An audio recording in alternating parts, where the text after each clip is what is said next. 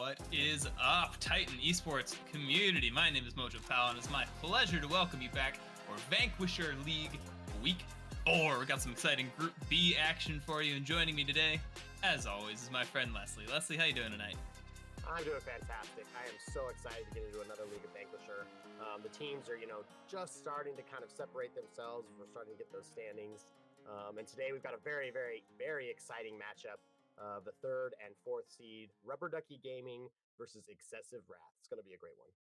Yeah, both these teams tied currently at 2-1. Both coming off of wins last week as well, so trying to keep that momentum up. Whoever wins here will advance much further in the standings, right? When two teams tied with each other play, huge implications for the rest of the season. Yeah, absolutely. Very exciting. One of those cool things is, as we really love, hopefully we're going to get to at least a game 3. The more league, the better. Very excited when we get some teams that are a little more close in that skill level. We get to have some real bangers of some games. Yeah, and that's the hope, especially now that, we've been in the season for a couple of weeks. Everything is settled. Like, we're fairly used to what this meta is, how Otacon works, what kind of champs we're looking at, right? Mm-hmm. Still Hui, still Skarner really high on the prio list. Mel, now available very high on the prio list. These sort of new champs, I feel like the teams are used to them now, and we're settled in. Teams should be kind of firing on all cylinders. Absolutely. Very, very excited. I think it's going to be crazy to see, Vanquisher League we have our own kind of tendencies. Hui still being one of the most present champions in our league. I do know one of the teams here, Huntley, he actually is Hunty, excuse me, very big Hui player. So it'll be very exciting to see what they're going to let through when we get here in the draft. Yeah, Hunty also coming off of a couple of really strong weeks. I believe currently ranked number 4 in damage per minute across the league entirely, with like over 1k damage per minute across every game. That's hard to keep up. No, that's a lot of damage. And it'll be interesting to see kind of how they sequence that draft around him as one of those main damage dealers, and really kind of being able to play through mid and him throughout those games. Yeah, it's the hope is we could see something like that, right? Especially if he's on the way, but the other champs in the meta as well. A lot of I would like to see some Mel today. I know that she's maybe not the community's favorite, but both of these mid laners play her, and I think she's at least an interesting champion for now. I like the W interactions. I think they're fun. So I'd like to see a little Mel, but no matter what they're playing, whether it's Mel, Aurora, Corki, Hui, those mid laners right now, it is a damage mid laner meta. 100%. And I think I'm with you. I would like to see some Mel, but I would be very surprised if it happens to make it through picks and bans in any of these games today. I would be highly surprised if that happened. Yeah, it is quite frustrating to play against, and we are on the patch with the, I believe, hotfix nerfs to Mel. Those would have been actually live last week as well. So she's tuned down a slight bit, but still really strong, and it just feels bad to play into her. You watch the passive stack up on your health bar, and you go, "Oh God, this just something about this feels wrong." Yeah, absolutely. I think it's one of those that it's just always takes time to adjust to those new champions. We are going to go ahead and hop into draft here. We do have Rubber Ducky Gaming on the red side versus Excessive Draft on the blue side. What kind of picks? I mean, like you said, the meta is kind of stabilized. It's pretty standard, kind of in our eyes. Skarner still being the one of the biggest prio picks as we see it, going to be the first ban from Rubber Ducky Gaming. And I do, expect to see kind of the same types of things as we've been seeing, kind of all split. Yeah, I'm expecting a Hui to be the second ban from Rubber Ducky, honestly. Like, those sort of prio picks, Skarner and Hui, have been pretty constantly the bans. Varus, also actually the champ I was about to list next. Varus is, I believe, the highest prio AD carry at the moment. Strong pushing lane, multiple builds, Well, and he doesn't have, the cool thing about Varus right now is just, he doesn't have a lot of bad matchups. So he's very easy to pick early on in a draft. You're going to have a stable laning phase. It looks like Thresh is going to be the last ban there for Rubber Ducky Gaming's. A little problem with the bans on Excessive Wrath. We'll get that updated when we can. Let's see what B1, what is Excessive Wrath going to go ahead and prioritize? Yeah, things that are still up, I'm thinking like Mbessa, Aurora, Hui is still up. These are the kind of champions I'm looking at. Cassante, also fairly high presence. I would imagine these top laners can play him. Again, having some... I believe the bans on Excessive Wrath are Diana, Twitch, and Akshan. Just to Akshan, keep you up. kind of a prio pick for RDG. They have played it a few times in the split already. We are going to have Lilia and Yone picked for the side of Rubber Ducky Gaming. Definitely some strong power picks. I do know Microwave is played quite a bit of Lilia, so it'll be interesting to see that kind of that extra movement that we get. And then Yone kind of been a staple. We haven't seen it a lot in this league, but still been Yeah. kind of a strong priority pick. A little bit of flex you can take top to mid. It'll be very exciting. We are having a little bit of trouble with the draft here on Excessive Wrath, but we'll get that up there.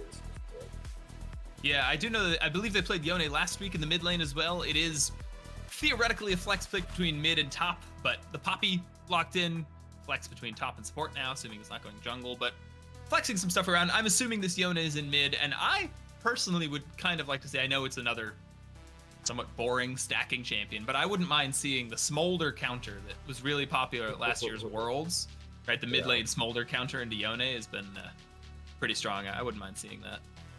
Yeah, absolutely. I think obviously it's kind of been nerfed and kind of drove back into the ground. But I do love Smolder as a champion. I think there's still some power there when you think about late game carries.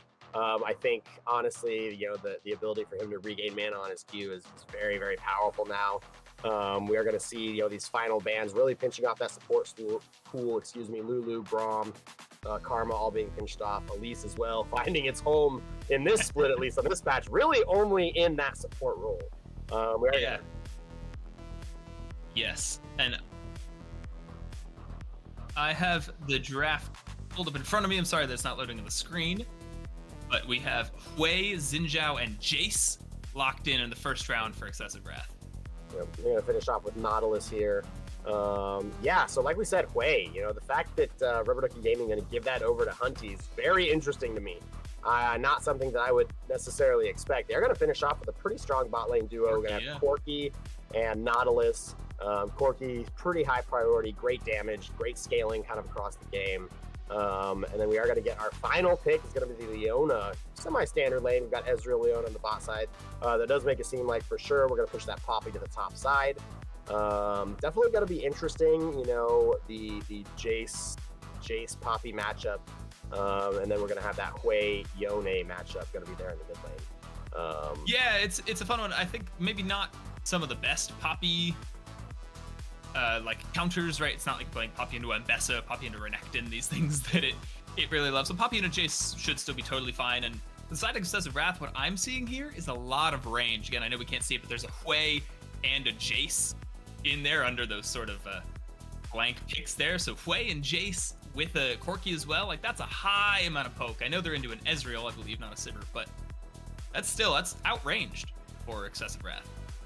Absolutely. I mean, if you're RDG, this is going to be very difficult for you if you're getting to objectives late and you're not able to get set up because face checking into Jace alone, let alone Hui and Corki rockets, it's going to be a very, very rough time for you.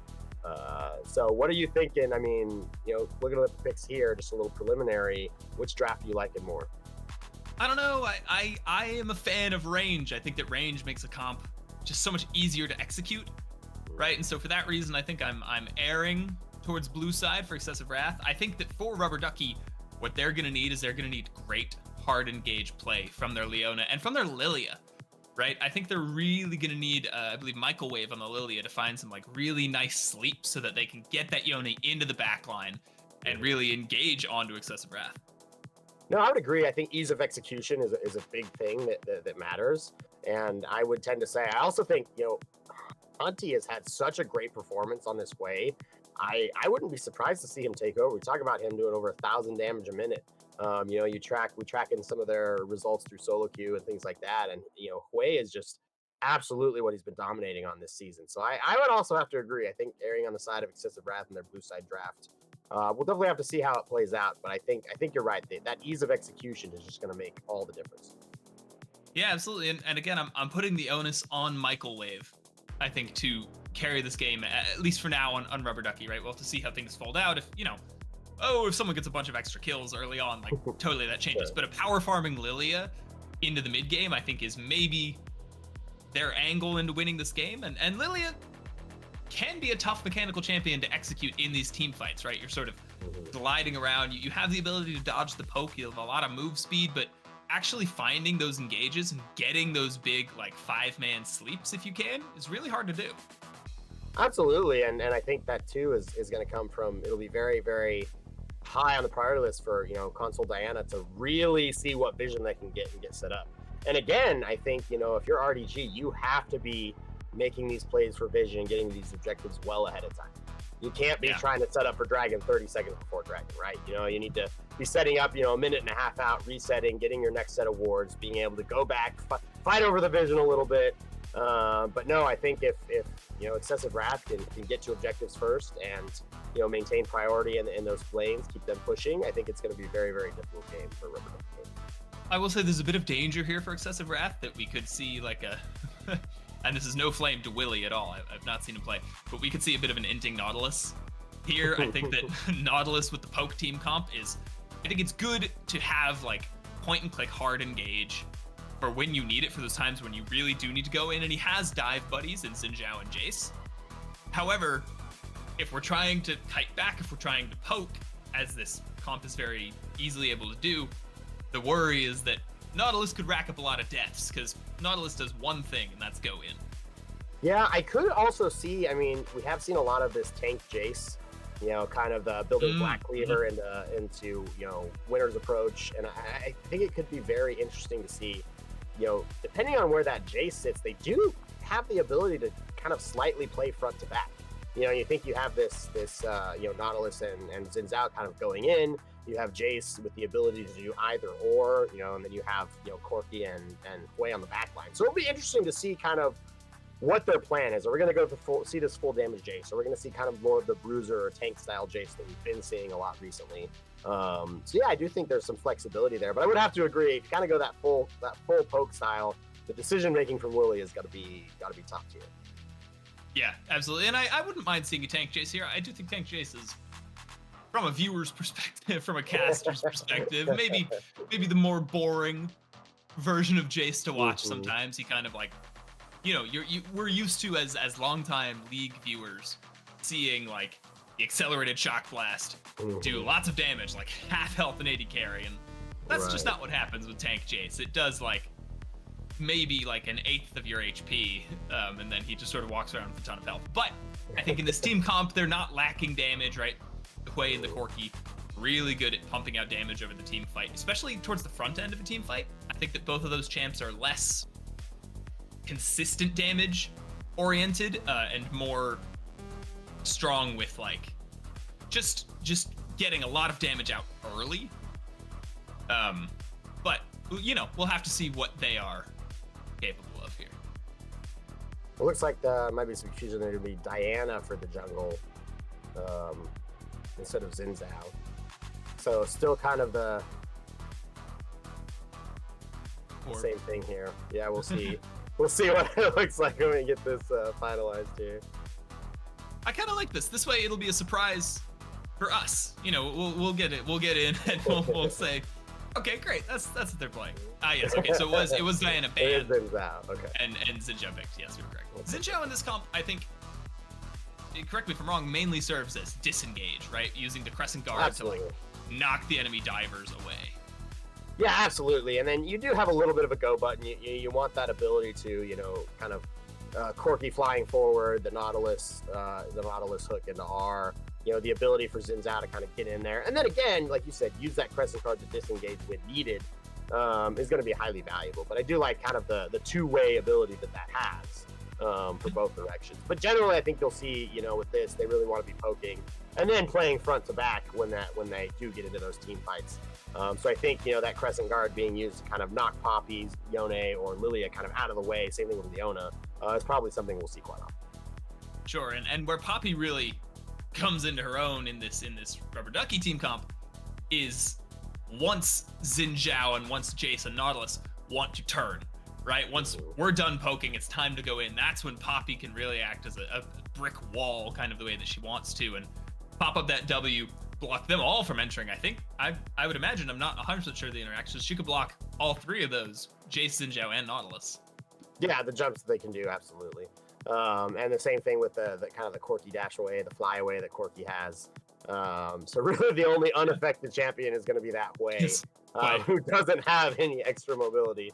Nine, let's say 10 abilities was enough. They didn't need to give it, any additional things there. But no, I'm very excited to see kind of how this game is executed and kind of where they go. Looks like we're about to get into it here. I'm pretty excited. It's going to be a good one. Yeah, here we go. Game 1 of our Week 4 Vanquisher League showdown between Excessive Wrath and Rubber Ducky Gaming. We'll see how this one pans out. I'm also quite excited as we see a pretty standard start. Not looking at a lane swap. Yeah, it looks like everybody's just kind of, really trying to scope out, get vision. Like you said, a little bit of standard, nothing too crazy going on. It looks like we will see Grasp on the top side with this Jace. Doesn't necessarily 100% mean that we're going to see tank Jace, but that usually tends to be where they're leaning towards. Otherwise, I mean, looking around, looking like things are pretty standard. Comet on the mid wave, Conqueror, Conqueror on the Lilia. We do have, looks like Lethal Tempo on Ezreal, maybe the only slight variation, PTA being pretty popular, Conqueror still being a high value option. But otherwise, looking pretty standard across the board. Ignite in both lanes. Good thing to note out, I will say the Corki did take Cleanse. So really understanding the need for his damage to be available and, giving himself that extra protection when it comes to being locked down by Leona or the sleep even from Lilia. Yeah, Lethal Tempo, I believe, is kind of the new tech on Ezreal. I've actually seen this pop up a bit in the last week. I don't know if you're aware of, I believe, Dragdar. He's a I want to say EU West Ezreal one trick. One of the best Ezreal players in the world, and always on the forefront of those builds. And he's been taking Lethal Tempo recently, and it's started to sort of break out as one of the meta choices for him. But I'm interested to see how it pans out this game. I think it's probably a little weaker in some of those short trades, and then in team fights, maybe he can get something done with it.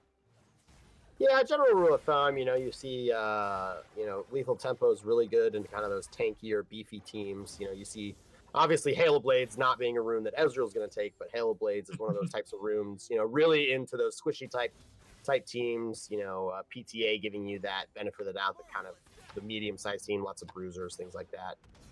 We are going to see this bot lane getting a huge push. The mid wave kind of going exactly how we would expect it. Huntley kind of taking over, has a slight CS lead already, big health advantage, and then really controlling the wave. One thing I want to point out, and this is something I would be a little bit worried on the side of Rubber Ducky, is currently you have three losing lanes. You have 3 lanes that are all being pushed in. And this is definitely something to kind of keep track of as the game goes on, and we'll see, whether they're able to maintain that or not. Yeah, and it's really not where you want to be if you're Michael Wave, especially, right? Lilia does not want to have these lanes pushing in. Lilia would love to invade and steal chicken, steal Gromp, this kind of thing. Like, power farming up quicker than the Xin Zhao, generally speaking. Like, Lilia is going to want to look to move, and if none of the lanes are able to move and help him, he's going to get sort of stuck sometimes, like, okay, I've cleared all my camps, and nothing to do. Absolutely. Looks like Hexify getting some pretty good trades off here in the mid lane, really able to kind of, just as we were just saying, Huntley kind of controlling the wave. Hexify taking a little bit of that control back, getting a good health, health trade back. He does still down a little bit of CS, but much better control over the wave. We'll continue. Looks like we got a little bit of an engage here. Nothing too crazy. Yeah, good hook in from William. That's a good night, actually. Ratchet having to flash out as Jabber Jabber is here on the Xin Zhao. Looks like they're going to be able to disengage it fairly safely in the bot lane. That is Flash using the Ezreal as Hunty caught out of it, has to fear the Yone. Not forced to use a summoner spell, though. That Lilia early on, not the most threatening ganker. Yeah, not really. And, especially if she's not willing to commit flash or anything like that, there's not going to be a whole lot, that can be done in that kind of moment. But otherwise, great trade by Hexify, kind of forcing the disengage to come from Huntley. Definitely going to be a positive trade there for Hexify. Good to see him kind of get some of that back. That CS lead, only 5 CS. I think that could have been a lot worse. Was able to recover that very well. Yeah, but what is a lot worse? Look at that CS differential in the top lane. Chili Blue already has TP'd back on the Poppy, is down like 17 CS, and there's no wave pushing towards him, right? Was down 10 CS with the wave pushing in already, so that's a pretty monumental loss of CS up there in the top lane. As we see our pro comps draft score up on the screen, they're giving it to Rubber Ducky, but it's pretty close. Yeah, it's about the most even score I think I've seen in our league so far. So it's very very tight one. I think as we said, it's really going to come down to execution, and we'll just Mhm. kind of have to see. Like you said, this Jace really kind of dominating with the CS lead. Unfortunately with that range advantage, not a whole lot that the Poppy's able to do. Even in these short trades. Ooh, gonna be a good little engage here. Chili Blue looking back, knocked him back. That's going to be kind of the best case scenario for Chili Blue. But unfortunately, now with all your abilities on cooldown, you're just going to get zoned off the wave again, and he's going to continue to build what is now a 23 CS lead. Yeah, absolutely. And if Hunter Wolf can land this next accelerated shock blast onto Chili Blue may have to back and may end up losing a lot more CS. This is a bit of a painful situation for the Poppy as Jace now hitting level 6 much earlier, up on that XP, up 25 CS as well. I know with the wave pushing in, it's not quite 25, but that's a tough look to the early lane for Poppy. Yeah, something to look about this priority that they've been able to get. Chaos and Willie in the bot site has really allowed them. You can see them they just moved through with Jabber Jabber, able to get all this vision down, kind of preparing for Dragon. That priority is really what allowed that. Looks like we may have something going on here in the mid lane. Oh, a little bit of everything going on here. Kind of a close, something to be afraid of. This passive from Poppy, this Poppy Shield, really does allow for those very very great short trades. So I think Hunter Wolf's going to have to be a little careful as he tries to get this wave crashed in. Yeah, and we're starting to see the issue with Jace, right? He's running low on mana, even with the tier. It's not stacked up that much yet, so Chili Blue actually able to survive under the tower, able to sort of stall this lane out to a point where it's playable. We're going to see these early objectives traded like always. This is kind of how 90% of our games start, with the Rubber Ducky Gaming on the red side actually taking the grubs and Excessive Wrath, using their bot push, moving up and taking the first dragon. Yeah, absolutely. You see that vision that they've got in. Looks like we're going to have a little bit of an engage. Ooh, Leona goes in. Oh, Jabber Jabber buffers the Leona hook, flashing on a Ratchet, who is flashless. First blood goes to Chaos on the Corki. Great wraparound gang from the Xin Zhao. Yeah, absolutely. That's a pretty great thing. And again, you just think of this priority of the wave management by Chaos and Willie, able to bounce that wave. They use their pushing wave, to get a good recall timer off with that wave pushing back. They're going to get all that vision set up for that objective. And then, if Ratchet and Diana really want to do anything, they've got to go deep into that lane, which just allowed for that really clean wraparound by Jabber Jabber. Yeah, and this is a return gank from Jabber Jabber too, right? Also, we saw his first gank forcing Ratchet's flash out, and Ezreal has the arcane shift, but flash still surprisingly necessary on that champion, and with flash down, punishable like any other AD carry, as we see both flashes actually still down for Rubber Ducky. Not sure what the cooldown is going to be on that Leona flash, whereas all some still up for Excessive Wrath. You're fine trading your jungler's flash for a kill. Absolutely, and I think as the damage goes, this Corki is going to hit a spike, kind of a lot sooner, especially with this additional kill, and we'll kind of see if they'll be able to turn that. It's going to be very interesting as this 2v2 goes. Looks like Jabber Jabber might look. The hook's going to land on the Leona. Yeah, Console Diana flashless as Jabber Jabber comes back for a third gank. We're trying to give this kill over to Chaos again, and there it is. The Corki picking up 2 early kills 8 minutes into the game. Absolutely, you gotta love that. Willie and Jabber Jabber just kind of herding Console Diana, just waiting for this, Chaos's CDs to come off cooldown so that he can go ahead and get that gold for himself. Looks like Microwave looking up top here.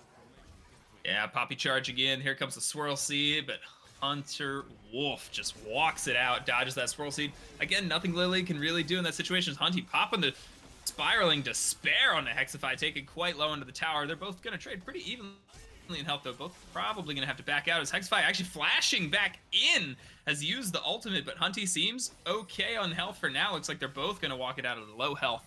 Hunter Wolf still up here trading with Chili Blue. Still QW from Wei. Hits not quite enough to take down the Yone. Both mid laners going to back it off. Yeah, absolutely. And unfortunately, the True Shot Barrage coming from Ezreal in the bot lane just a little bit off target. Hunting Wolf, we do see this CS lead. He's starting to lose trades a little bit, but this CS lead is still absolutely crushing in this top side. Yeah, it just doesn't matter if you're losing these small health trades, right? With that knockaway power that he has right there, it's like Poppy can never really stay on you that consistently, or at least it's very difficult. I will say we're starting to see a bit of a disparity in the jungle CS. Jabber has spent so much time on the bot side with like 3, maybe even 4 ganks so far. Microwave just power farming up 20 CS. Yeah, absolutely. And I think if you're Lilia, with your bot lane having their flashes gone, and the ganking power that you're going to have with Jabber Jabber, and now especially with this bot lane ahead, there's not going to be a ton that you can do in terms of countering. So one of the best things you can do is, okay, I'm not going to be able to contest you on this, so I'm just going to take this time and get as much gold and as much CS as I can for myself, so that when the time does come to fight, I'm at my strongest possible. Yeah, absolutely. And I think that's the right move. I think you can try to, focus on continually trading these objectives, right? Maybe waiting to start the grubs until the second dragon is back up, trading the dragon for the grubs, right? Saying, okay, I don't have to use my pushing lanes. I don't need prio in these lanes. I can power farm, trade objectives on the map. As you see, Hunter Wolf taken quite low here by Chili Blue, knocked up, flashing in though. Chili Blue dashing in, and the Poppy actually gets the solo kill on the top lane onto Hunter Wolf. Maybe getting a little too aggressive with that flash in. A great play from Chili Blue. Yeah, he was trying to flash over to the Poppy shield to prevent him from getting that shield, which he did, which is great. But unfortunately, Poppy's still just tanky enough, still on the low damage side. He's got the tunneler and a pickaxe, not quite enough damage. Definitely a huge solo kill here from Chili Blue. Yeah, and I just have to say, if that wasn't grasp on the Jace, maybe it looks a little different, right? If we weren't playing tank Jace, we may get the kill there. And that's part of the interesting thing about tank Jace is these top laners who have played Jace for a long time sort of have to readjust their knowledge of damage spikes, right? Like, how much damage can I do in this moment is a completely different question than it used to be.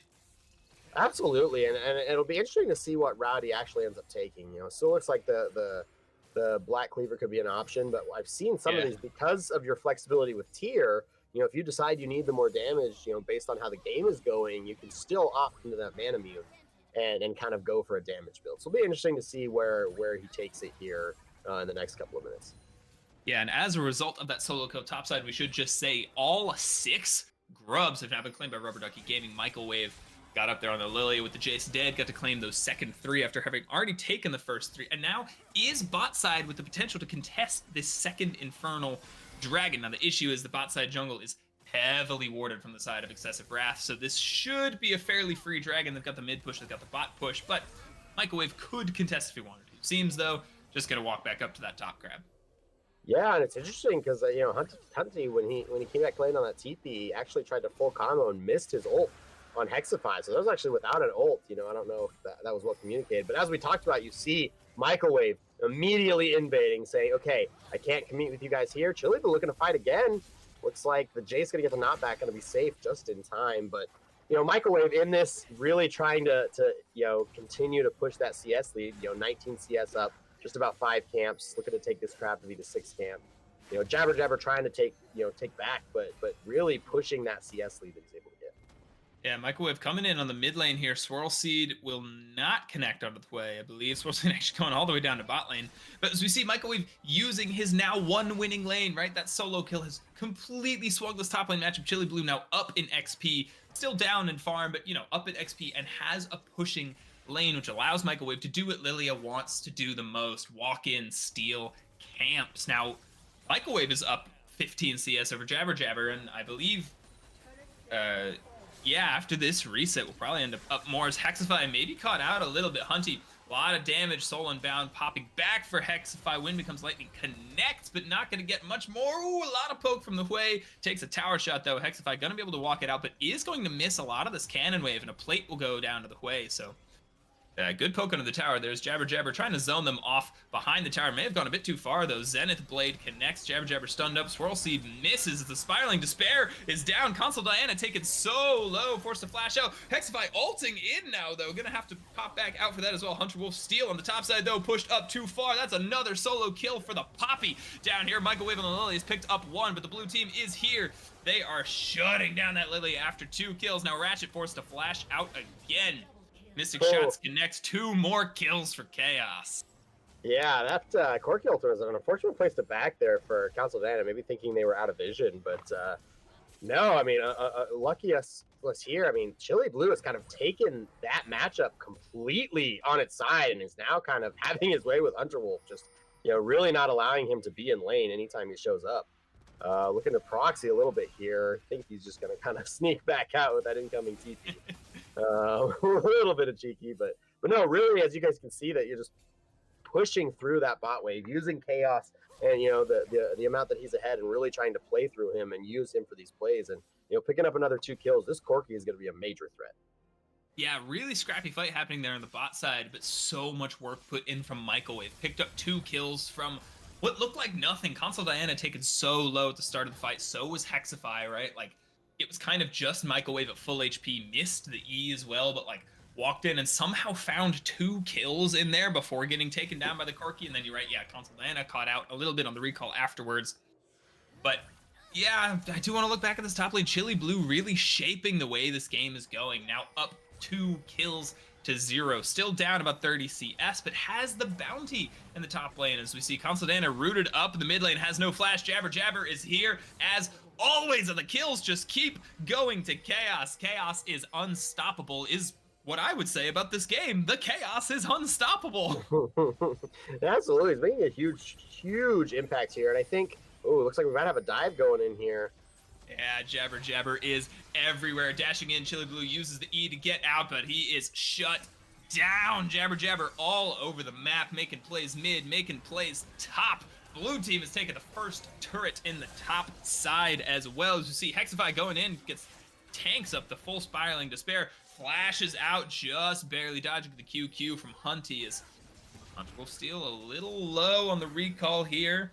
Excessive Wrath on the Herald. Microwave not really going to be able to contest as the depth charge comes out from Nautilus. They're looking to CC down this Lilia. Valk in from the Corki. That's a 5-0 Corki, shredding so much damage. The Lilting Lullaby comes through, may allow Microwave to get out. As Console Dan is here, though, they want to keep fighting. Ratchet walking up with the Ezreal. Health bar so low on both sides. Chaos is dominating, still not shut down. Those Willy, the Nautilus does fall. Ratchet barrier, oh, doesn't have the flash quite yet to get out. Microwave goes in just too far, not able to connect. Another double kill for the Corki, but he will finally fall to the burn from Lilia, stunned up in to the wall as the Xin Zhao knocked up. Oh my god, it's chaos everywhere. Kills 3-3, but I would say the trade's still in favor of Excessive Wrath. Yeah, the ability for Hunty to just continue while all of that's happening, that to commit 2 TPs, so many ultimates, just kind of committing everything to it, and he's able to get the wave crashed in, get another tower. You're still trading even on kills. Corki is now 7-1. Yes, you're giving away his shutdown, but you're still maintaining about a 3.5k gold lead. And now we're going to be looking towards this next dragon. We do see that we do have that priority, like we were talking about, really wanting Excessive Wrath to kind of get to these waves in these lanes first. Willie might be looking a little caught out here. It's kind of what we were talking about. Is he going to be able to get out? Yeah, here it is. The Nautilus classic sort of stuck out in the middle of everyone. Chaos now going to have to back off as Ezreal picks up the kill. Pretty important one there. As you see, all 5 members of Rubber Ducky Gaming, are down to the bot side. They want to contest this third Drake. The Spiraling Despair connects onto Microwave. He's going to walk it off. He's going to get that Honey Fruit heal back up as Chaos. Yeah, pushing in on the mid side, gets to sort of establish some dominance over the Ezreal. As Excessive Wrath wants to contest this. They're pushing up through mid. They have the flank on the bot with the Jace. Very tanky Jace down here. Microwave kind of caught out around the dragon. Console Dana blast cones in on the Leona, though. That might not be where you want to be, as he's going to almost fall to the way. Not quite. Ooh, great ulti in from the Yone. Double sleep coming in from Microwave. So much damage from this Lilia. Chaos is down. Hunty is down. Microwave just running it back out. Nothing Jabber could do. Rubber Ducky Gaming picks up 2. They're going to look to pick up the Drake as well. Jabber's still in the area trying to contest. Stunned into the wall from Chili Blue. This Poppy is hard.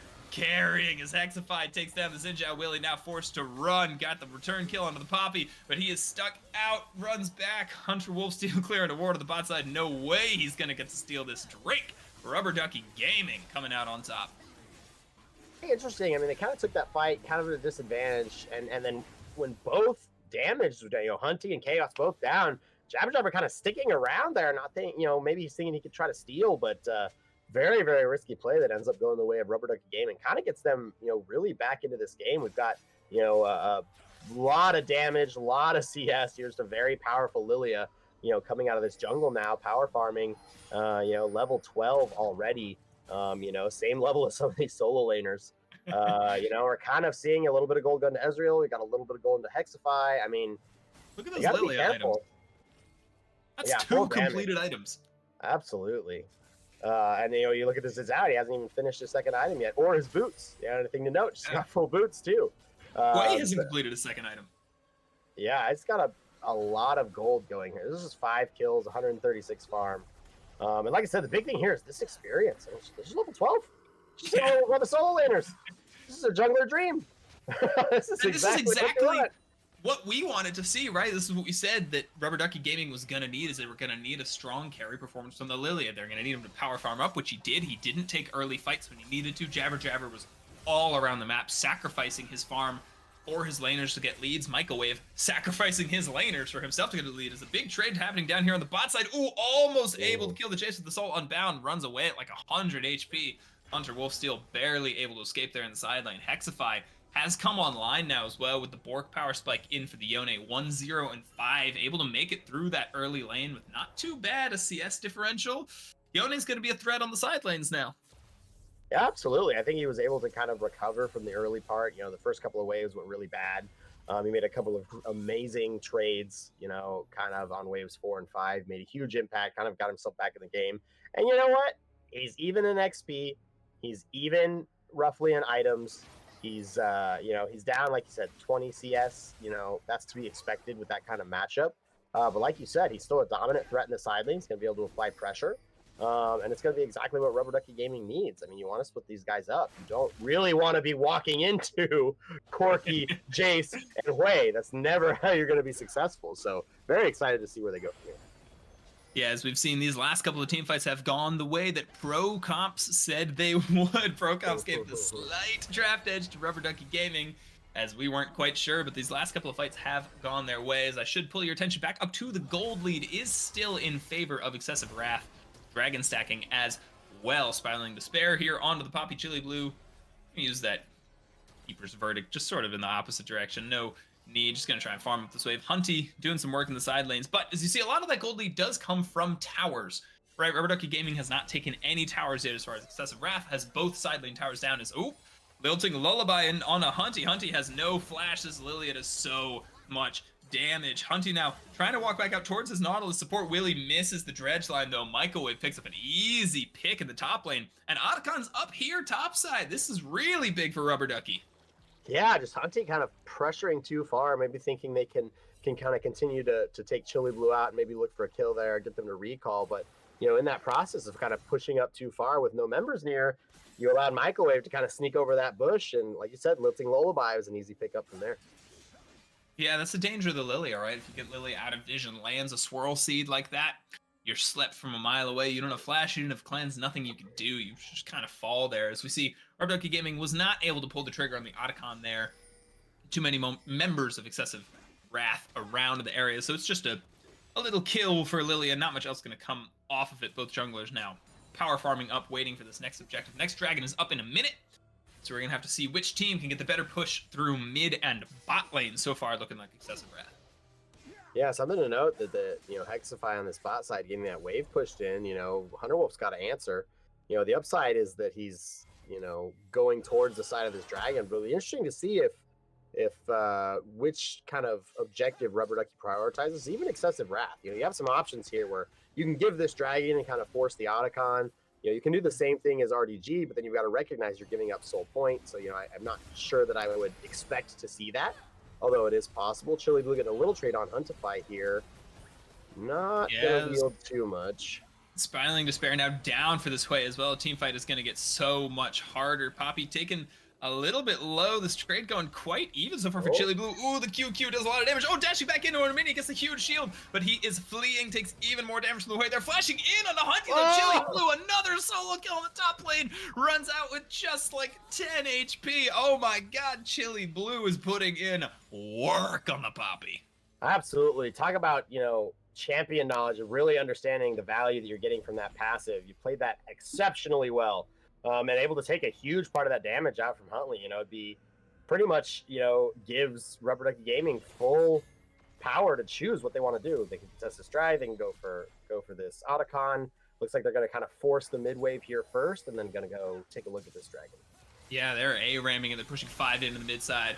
Hexify over the wall with the Soul Unbound. Microwave taking a bit of damage from the Jace, but they're going to use this mid prior. They're going to move it down towards the Dragon, the second Chemtech Drake of the game. This would be second Drake of the game for Rubber Ducky Gaming as well. Hunty is now back up, his TP'd in on that mid wave. We're going to have to see if the poke comp from Excessive Wrath can walk in. They've got Jace on the flank. Rubber Ducky Gaming surrounded. We're going to have to see, do they want to turn off the Dragon? Do they want to take it? Console Diana posturing. Microwave still has the Dragon leash. Dragon down to about 6k HP as the Solar Flare goes a bit wide from Leona. Poppy now fleeing back. They're trying to turn off the Drake, but the fight's not going too well for the Microwave taken low. Zonia's Console Diana in too far. Gets hit with Spiraling Despair. Lilia running out. That was a huge Yone ultimate connects. Soul Unbound pops him right back. It's 4 members alive to 4 members alive, but the health bars are blinking red on Rubber Ducky Gaming. They're going to have to back out, cede control of the pit to Excessive Wrath. Yeah, absolutely. I mean, something to point out, they did a good job of kind of waiting to see, and oh, it looks like they're going to wrap around here. Chili Blue going to lead the charge.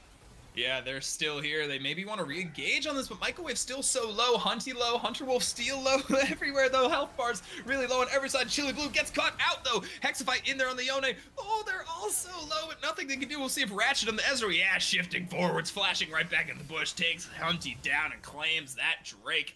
Amazing Yone gameplay from Hexify here, putting out so much damage, and Ratchet able to clean it up. Yeah, absolutely. They did a great job of kind of just playing it out, waiting for your moments, you know, and Hunty, credit to him, found a good pick there on Chili Blue, but unfortunately the Yone is still able to get into that back line, and then Ratchet being able to hit, you know, a good percentage of Mystic shots there, you know, being able to shift forward and kind of, you know, get that final on there, and you know what? Rubber Ducky Gaming came out on top. It's going to be even up the Drakes here, and now we're going to see where we're headed towards Otacon. Yeah, Microwave also playing so well, dancing around these fights, right? Taken low, but doesn't back off. Says, hey, no, I can stay. I can secure this dragon. If you guys can get some damage, Chili Blue runs in and sacrifices his life for the cause. Let's Hexify get in there, get a huge ultimate in there. As we see, the map has even back out. Gold lead still slightly in favor of Excessive Wrath, but has come closer to even. Rubber Ducky Gaming still no towers to their name. However, 6 grubs and 2 dragons to 2. 15 kills to 12 in favor of Rubber Ducky, as we look to push lanes and set up for the next objective, which should be that Otacon. Yeah, something to think about is that this Hexify, you know, all his time in the side lanes here, he's been able to even up this CS lead. Looks like we got a little bit of trading from Chili Blue and Hunter Wolf here. Doesn't look like it's going to cede too much, but this Hexify has now got a CS lead over Hunty. I mean, he's just been spending his time very effectively in these side lanes. You know, that pick that Hunty got earlier. Looks like we might have a little bit of an engage from Willie here. Dredgeline connecting. Flash in from Willie, knocks him up. That Ratchet is down so quickly. Console Diana now flashing out on the Leona. Microwave rooted up. Jumping back in, though, gets hooked again. And Lily a bit too tanky to go down from that. But Ratchet, yeah, caught out in the mid lane. Great play from Willie flashing in. Absolutely. I mean, I think that if you're Excessive Wrath here, you've got to start making a play. You need to force this mid tower. You need to look at Otacon. You know, you can't, while they don't have one of their key members, you need to make a play. You need to get something out of it. Because as we see, these fights have been going in the favor of RDG. Got to take that T1 in the mid lane. Love to see that. They've really got to take advantage of these picks. Because like we said, this team fighting from RDG has been exceptional, and they're not going Excessive Wrath's way. So you really got to take advantage while you have that pick. Yeah, and the advantage they're taking so far is great vision control over this top side river, right? That voracious Otacon is sitting up there just waiting to be taken. And we know whoever gets the voracious Otacon, whoever gets that false life buff, will probably get the Baron as well. So vision control really heavily in favor of Excessive Wrath. So far on the top side, Console Diana looking to change that, though, has tempo out of base, as pretty much all of Rubber Ducky Gaming is running up to the top side here. Chili Blue hanging out bot lane, but has the TP if an Otacon fight breaks out. We'll have to see. Otacon, an interesting objective, though, is top lane pressure is actually maybe more important than mid lane pressure for securing it. As Hexify going in. Ooh, Alt forces the flash out from Hunty. Oh my god, so much damage. That's a solo kill for Hexify. Soul Unbound doing so much damage. He doesn't even need to hit the ult. That Hui is dead. Yeah, it's some Yone gaming for you. Soul Unbound, just being able to pop back and do so much damage. Excessive mobility. Looks like, ooh, Chili Blue here and Hunter Wolf kind of going at it. Looking for this passive stack. Oh, Chili Blue able to get it. Yeah, they're duking it out. Oh, Jace is grounded. Jace is knocked up by the keeper's verdict. Oh, the accelerator shot does so much damage, but that passive, those shields for Chili Blue, this guy knows his limits on Poppy. That's 2 solo kills to the side of Rubber Ducky Gaming just in the last minute. Absolutely, that's huge. And I want to say too, something to keep in note. We're talking about vision. I mean, we do have the Chemtech Dragon Rift here for us. You know, we've got these upgraded Scryer's Blooms able to really kind of help out and take over for vision. So it'll be very important use of these objectives. Like I said, you really want to be kind of fighting and getting ready for these objectives a minute and a half or so early. You know, if you're Excessive Wrath, you should be getting vision around this dragon now. Should already be working on it. And then in the next 10 seconds, so you should be recalling and coming back out with fresh wards. You know, these upgraded Scryers really able to help and kind of, eliminate some of that hard work sometimes with just a simple auto attack. So very, very important to stay on top of this and be very consistent with your vision placement. Yeah, I'm kind of amazed though that even with all of that potential vision control and all of these solo kills we're seeing in the side lanes, that neither team has been able to claim the Voracious Otacon, right? It's just sitting there in top lane. It has been here for so long, 30 minutes, maybe the latest I've ever seen an Otacon stay alive, right? If Otacon now stays up still, if past this next dragon fight, as it looks like our teams are gearing up to fight this dragon, as opposed to the Otacon could be used to secure soul for a team even bigger than what it's normally for. So the sort of looming threat of that false life buff always present on the top lane. Yeah, absolutely. Do something to note is we do have priority from Excessive Wrath here on this bot side, able to kind of get them a path in, but they are losing mid priority pretty heavy here. We got Hunty rotating down. We do see a TP. Ooh, look at this flank TP coming in from Hexify. Deep inside the jungle. Looks like they're trying to burn but the dragon's dragon already out. taken so low. Microwave flashes in, does not quite get the smite. Jabber secures that. That's 3 Drakes to Excessive Wrath as the fight breaks out. Oh no, Excessive Wrath is so broken up. Yone in the middle, they're dealing so much damage. Ratchet flashes out over the wall. Comes to Diana, take it low. Chaos doing a lot of damage with the Corki. Got 4 items in, flashing over the wall. Oh, almost kills Ratchet. Ratchet arcade shift of the wall, gets the barrier off, shut down. Hexify over here 1v2ing on the bot side. Ooh, a great knock-up shut down by the Jace, but it's a team fight victory to Rubber Ducky Gaming. The quadra kill coming in for Microwave. That's going to be Baron secured for them if they want it. They drop the Drake, but they get everything else. Yeah, like you said, Microwave really kind of taking over this game. 3.5 items plus boots on this Lilia. Power farming, 229 CS. He's got about a 43 CS, 46 now CS lead on Jabber. We talked about him needing to have kind of an all-star performance, and he is giving it to us. Yeah, he's putting in the work. He is finding the sleeps in these teams fighting. Even more than sleeps, he's just dealing so much damage as the sole AP threat on Rubber Ducky Gaming, right? Like, he's putting out so much work as we see up like 3k gold over his opponent jungler. And Chaos, most of the gold for Excessive Wrath, right? But just not able to pump out the damage in these team fights. He's getting caught by the Lilia. He's getting caught by the Leona. And Hexify doing so much work too at splitting up the fight, right? Making Excessive Wrath players choose a side. And if they choose the one with the Lilia, they end up dropping. Yeah, and something I kind of want to point out, it's a little surprising to me, is Hunty just kind of some poor positioning here, just he's in this kind of artillery type maze, just been kind of picked off and hit with a lot of this CC, sometimes not even meant for him, and is kind of by proxy being hit by it, and unfortunately just not able to kind of stay back and put out the damage that he needs to. So it's going to be very interesting to see kind of how, or if he can adjust his positioning as these fights go on. Yeah, and a part of that too is they've been trying to flank so much in these team fights, right? Hunter Wolf and the Jace has been on a flank in like the majority of fights so far, but I kind of want to see them group as 5 and walk together so that Willie and Jabber have more of an ability to peel for Hunty and Chaos, and Hunter Wolf can kind of poke with them. I want to see them all poking together, trying to set up for an objective. As we see, the gold lead has now swung in favor of Rubber Ducky Gaming off that quadra kill from Microwave. They got 2 towers, the mid lane and the bot lane. Actually make that 3 towers now as the mid lane tier 2 drops uncontested. Excessive Sloth kind of caught out looking for vision. They dropped their mid lane tier 2. Yeah, for sure. I think, I appreciate Excessive Wrath really wanting to kind of get and fight for this vision, but you can't drop your mid wave. That's just kind of a huge blunder to me. I think Rubber Ducky Gaming, seeing this, capitalizing on it, getting that tier 2, and now it's going to be a lot easier for them to kind of get those waves pushed in when it comes time for these objectives. Both Baron and Otacon here. Ooh, looks like we got a little something. Looking for a pick here on Council Diana. The knockback from Hunter Wolf. Jabber Jabber's going to be going in here. Oh, Yeah, it's going Leona to miss. flashing out. We'll see if he can get out really tanky still so far as here comes the Yone Hexify ulting in. Council Diana will fall. So much damage from the Yone here. Jabber Jabber taken quite low. Chili Blue on the flank now. TP'd in behind him. Stunned him up against the wall. They're going to keep moving in. Hunter will forced to run. Forced to sprint away from Microwave as the Swirl Seed comes in. Stunned into the wall again. Chili Blue putting in so much work. Microwave taken really low. Gonna zone use that Spiraling Despair. Hexify gets a double kill on the Yone.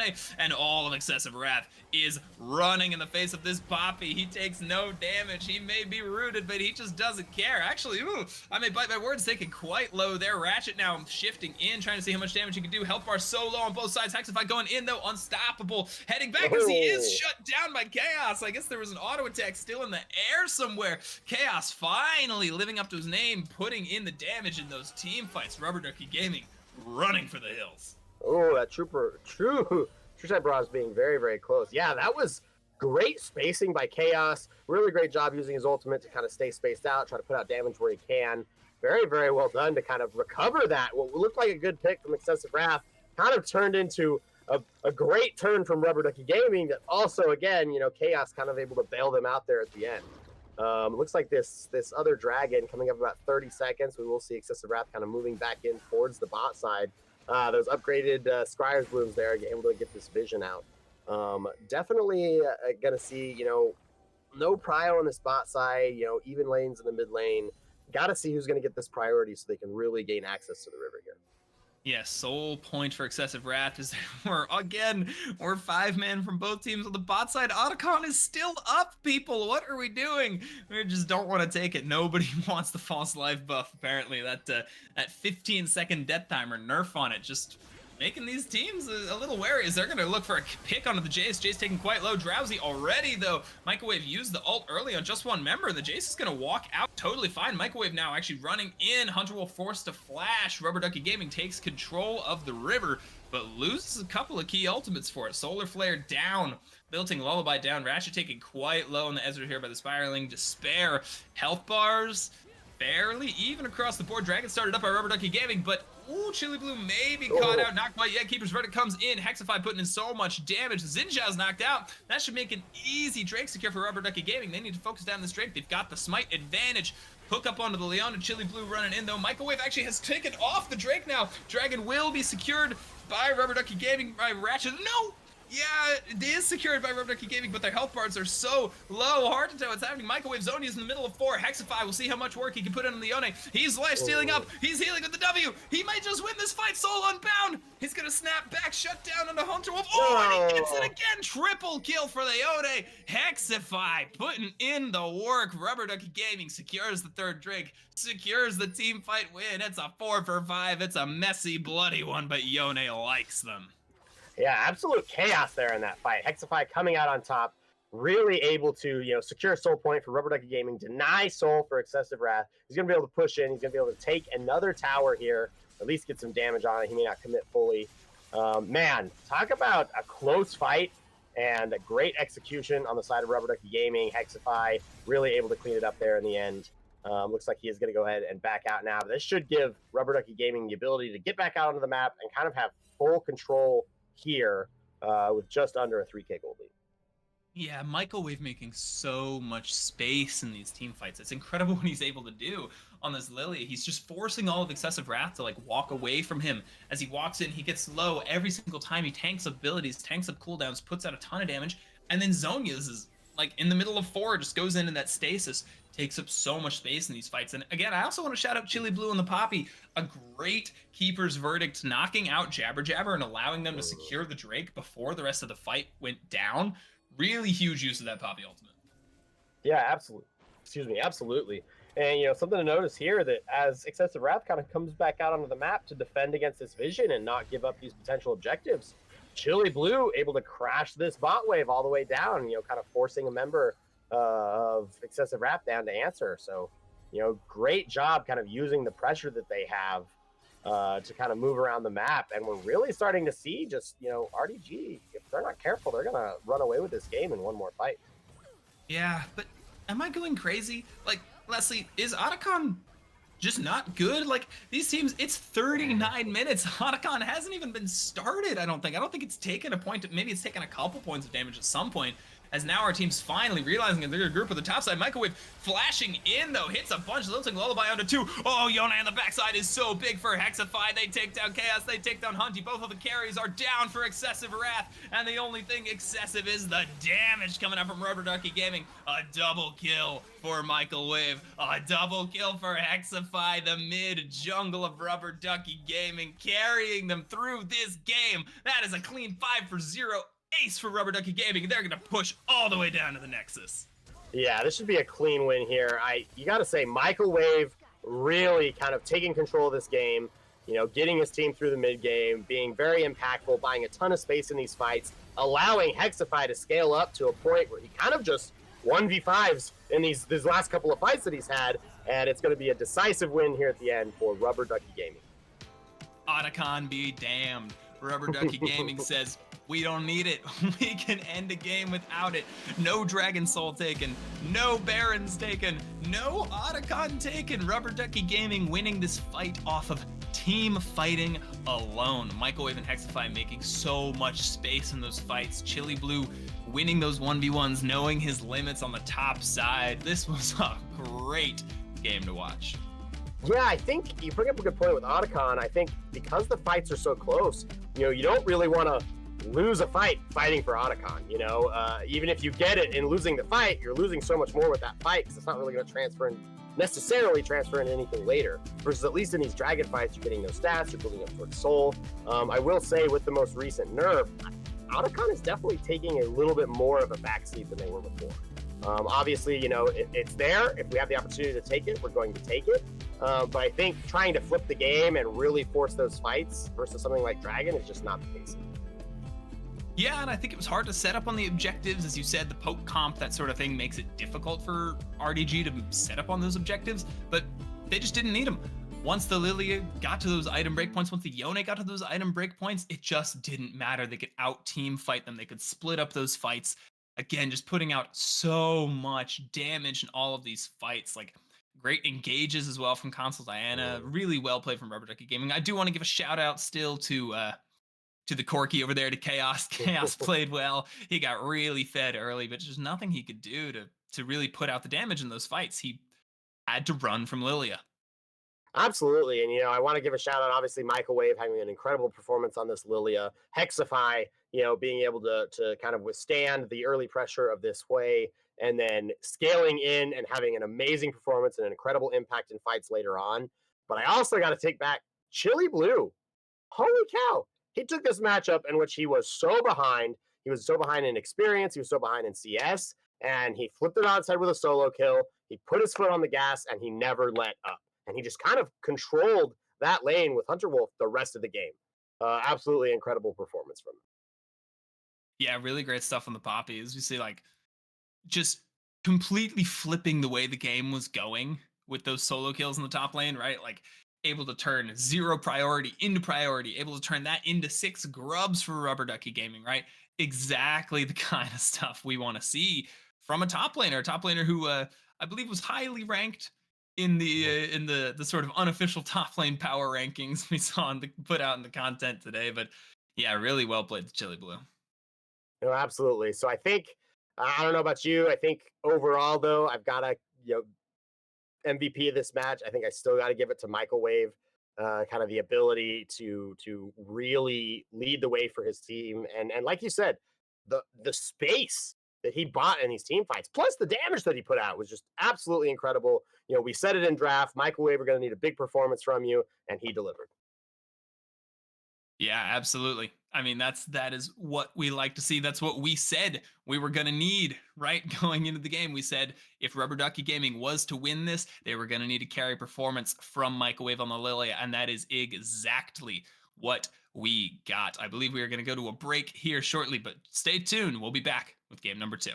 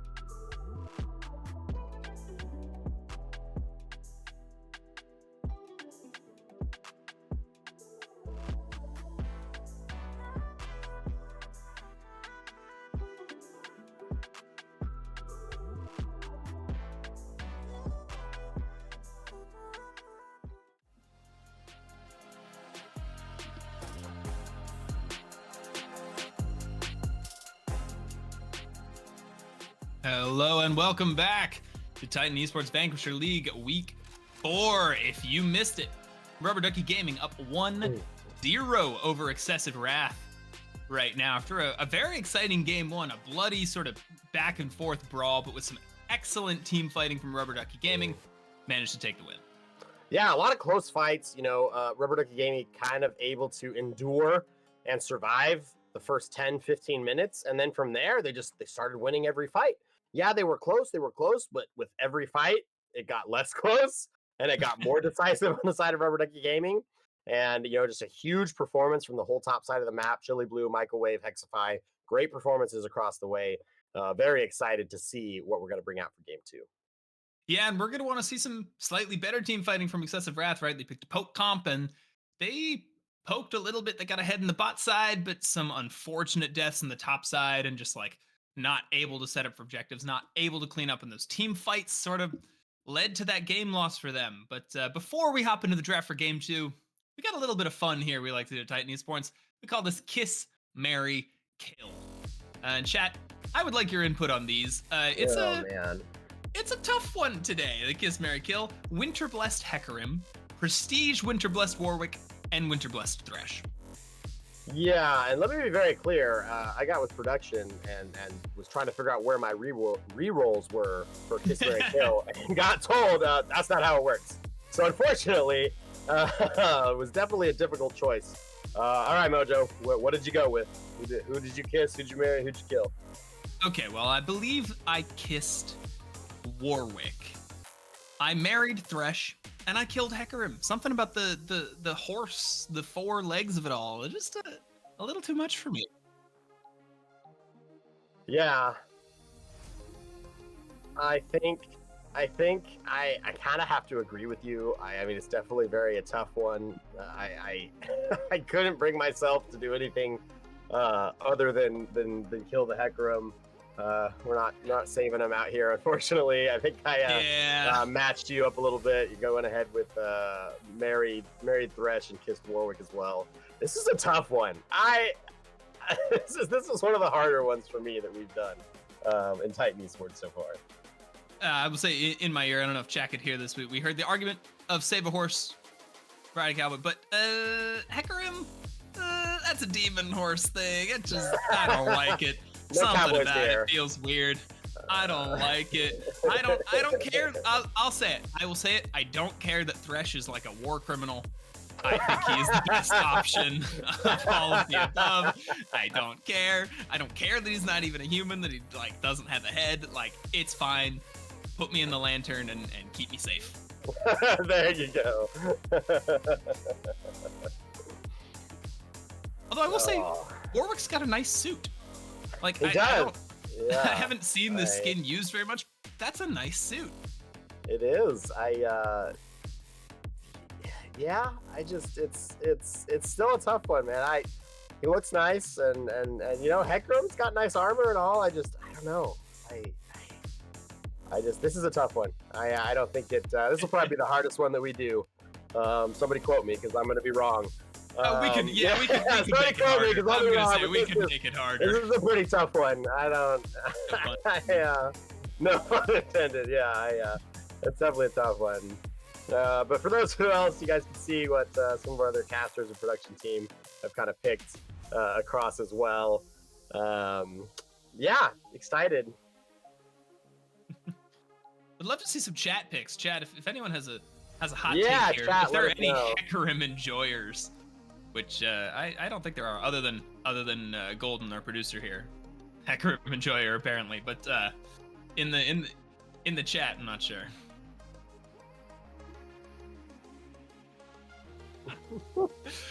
For those of you in chat who cannot hear, we just heard horse in the streets, demon in the sheets.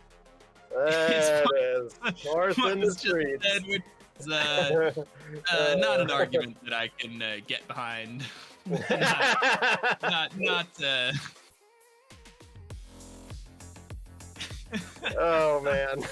Oh god, I am glad that you and Chad are not subject to hearing what is being said behind the scenes right now.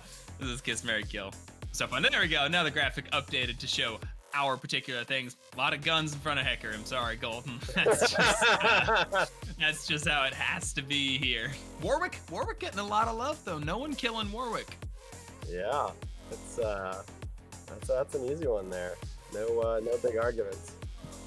All right, as the draft is just about ready, but we'll finish up with this Kiss, Marry, Kill. Let us know if you have any champs you would like to see, any hot takes on this one. You can feel free to put them in the chat. So we're gonna hop into draft for game 2. Excessive Wrath appears still to be on the blue side. Rubber Ducky Gaming on the red side again. We'll have to see if these bans. I'm gonna expect that the bans are gonna match up with the power picks on the red side, right? We're still gonna ban Skarner. We're still gonna ban Varus, those kind of things. Yeah, really seeing RDG, Excessive Wrath saying we're gonna stay on blue side.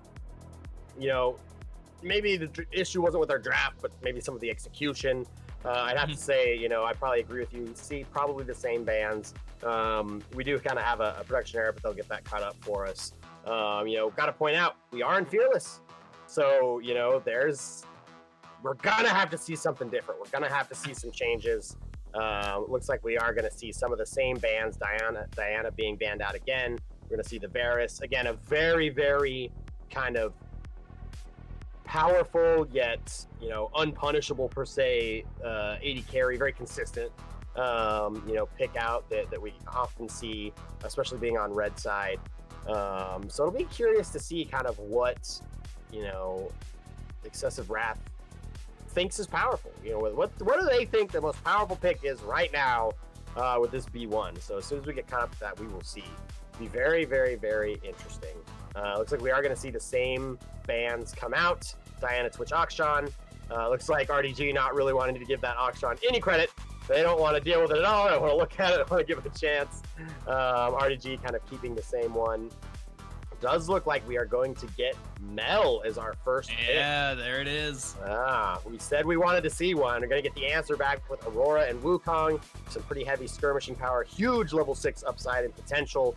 Definitely looking for some team fights. Looks like we are going to get a Zyra pick out of the side of Excessive Wrath. A little bit of flexibility. We do see Zyra jungle picking up a little bit more and more. Of course, it's always kind of been a staple in that bot lane as a support pick. The occasional mid lane pick, although I don't really expect to see that. Looks like Jinx going to be the rounding out for the first set of picks on the side of Excessive Wrath. Yeah, a bit AP heavy as far as the mid jungle, assuming that is Mel Zyra mid jungle for Excessive Wrath, but I like it. I like Mel. I don't know much of the Mel into Aurora matchup, but I have to imagine that it's somewhat Mel favored in terms of getting the push, getting the range, poking in that early game. Although, I must say I'm a huge fan of Aurora. I think Aurora is so strong right now. I think she's great in those mid-game team fights. I think she can flank in the late game, and that's great. She can fight front to back. She can get sort of weird with her angles and come in and fight from the side using that between worlds. I'm a big fan of the Aurora pick. A Wukong as well, great skirmishing power, and a Sivir as the third pick for Ratchet.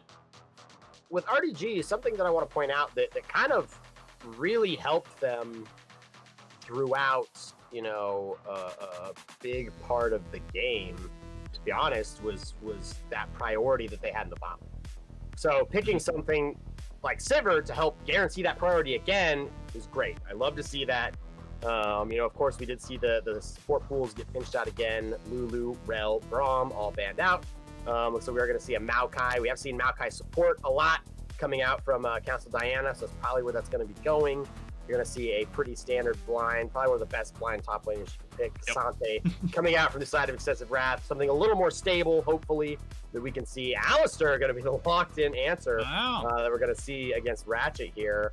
What top lane pick do you see? What's your flavor of the month right now for anti-Cassante tech? I'm looking for Ambessa. Ooh, Olaf! Oh, okay. Picked up for Chili Blue. Okay, a more aggressive pick. I was looking for Ambessa. I value the sort of high team fight ability of Ambessa. I think Ambessa is good in the lane into Cassante, but Chili Blue saying, no, I want to smash this lane. I'm picking Olaf, and I am running in. Really interesting team comp for Rubber Ducky Gaming, but I'm once again going to have to kind of give this over to Excessive Wrath. For me personally, I think they've got a great front-to-back team comp.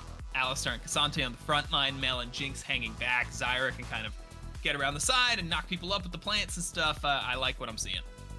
Yeah, I think I actually might disagree. RDG's team comp, I like the Jinx Zyra. I like, like you said, the kind of front-to-back team style that you're looking for. But the ability that RDG has to get onto that backline, you have Ratchet and the different lockdown abilities that he's going to have, and then we have Cyclone coming out from this Wukong, like you said, between worlds. The real ability to kind of dive through, and then again, if I'm RDG, I am going to dump so much time and energy into this Olaf, and who's going to stop the Olaf? If this Olaf gets ahead and starts kind of running through your team when he's ulted, who's going to stop him? One of the cool things about good targets. No, it's good targets for Olaf, right? Like I think Mel is your ideal Olaf target. You can just run at her. She can't really do anything. What's she get? She's gonna reflect your axe. Like I don't think you really care. No, I would agree, and I think one of the cool things it does, especially post 6, is A lot of the power that you see out of the Cassante is his unstoppable W, the CC that his ult provides.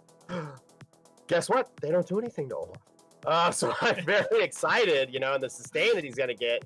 He really also doesn't have a way. I assume we're going to see some sweet ghosts taken by this Olaf, but he's really not going to have a way to get away either. Mhm. That ulting through walls and stuff is just not going to happen anymore. So I'm very excited with RDG comps. I also have a soft spot for Sivir in my heart. Sivir was kind of the champ that I learned how to play League of Legends on. Ah, So it's got to always gonna have a soft spot. I love just solid pushing lanes in the bot wave, getting priority, being able to play for dragons.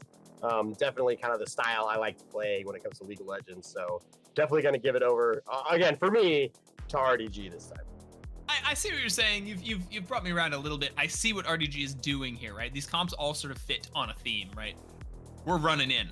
We're running in. We're popping the Aurora ultimate. We're popping the Wukong ultimate. We're popping the Sivir and Maokai ultimates, and we are just sprinting at them, right? And if you get onto that backline, if you can get through the Alistar, which is hard to do, and through the Cassante, which is hard to do, if you could get through them onto the Jinx, onto the Zyra, onto the Mel, fight's over, right? Aurora and Olaf can blow those carries up. I will say, picking Maokai into Mel is a bit of a self counter. There, Mel's W, the reflection, really strong into Maokai, really strong into that Nature's Grasp. Yeah. Gonna make things a bit harder for Console Diana to find those angles, right? I do think this team for RDG is a little reliant on the Maokai engage, right? Wukong can try, but Wukong needs a bit of a flank angle to like get in, or needs his flash up, to be fair, to be the primary engager. You want Maokai to be your primary engager here. You want him ulting over the top, and then you all go in, maybe from a flank. But against Mel, much harder to do. And I will say, just in defense of Excessive Wrath's team comp, the Zyra here, I think, can do so much work in kiting back. You drop the Strangle Thorns as RDG is coming into you, and people start getting knocked up by those plants. Like, I think you're in a great spot if you're Jinx and Mel kiting back from the Zyra plants. No, I would definitely agree. I think again we talk a lot about in this league just the vision control. The teams who have good vision control tend to win. I mean, look at RDG last game. That Yone flank and one of those that soul point fight was incredible. It was absolutely backbreaking. I mean, that's the kind of stuff that I'm going to be looking for. Can cancel Diana, can microwave stay synced up, and they get that vision down. And that's, again, I look at this Sivir and go, cool, we're going to have priority in this bot lane, and we're going to make sure that we have, this vision, that we can get these flanks down. It looks like we are ready to go ahead and get into game number 2.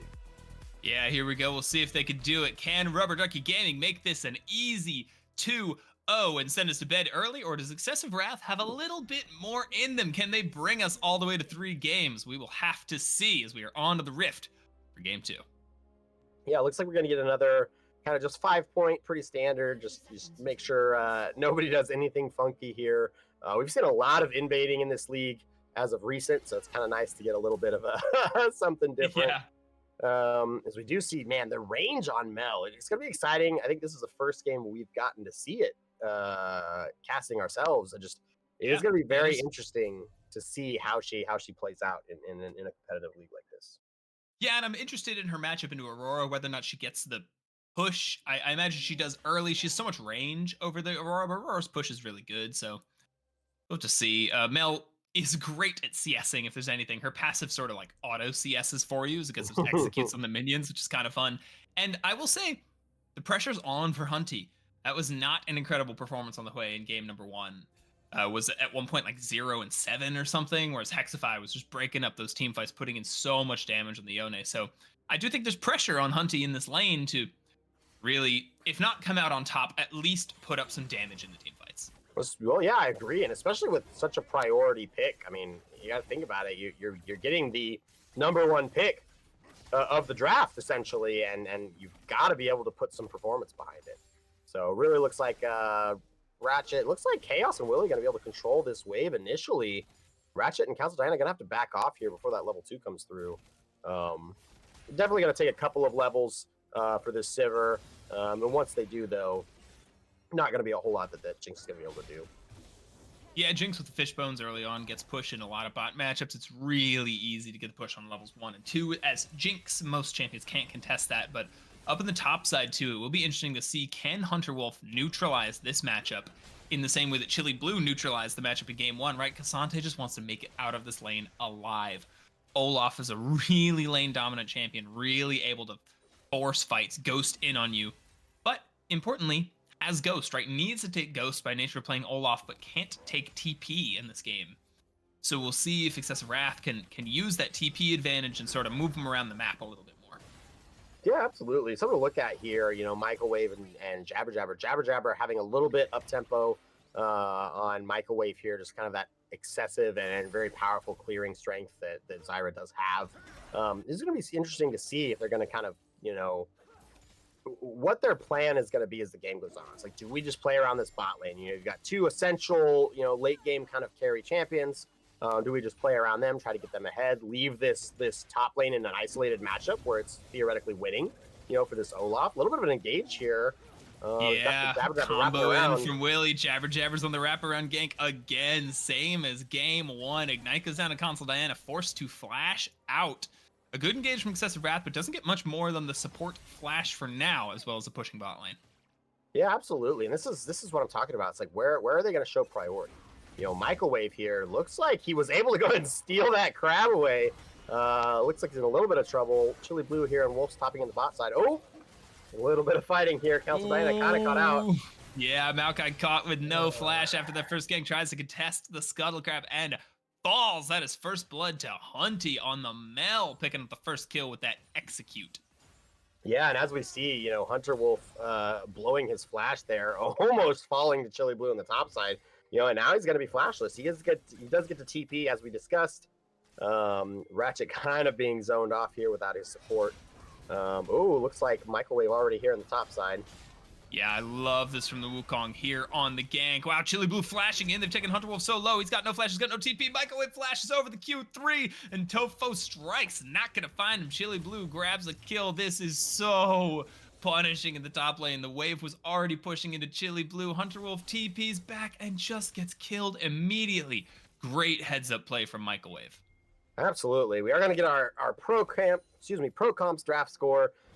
Excessive Wrath coming out pretty far on top here, 53.82%.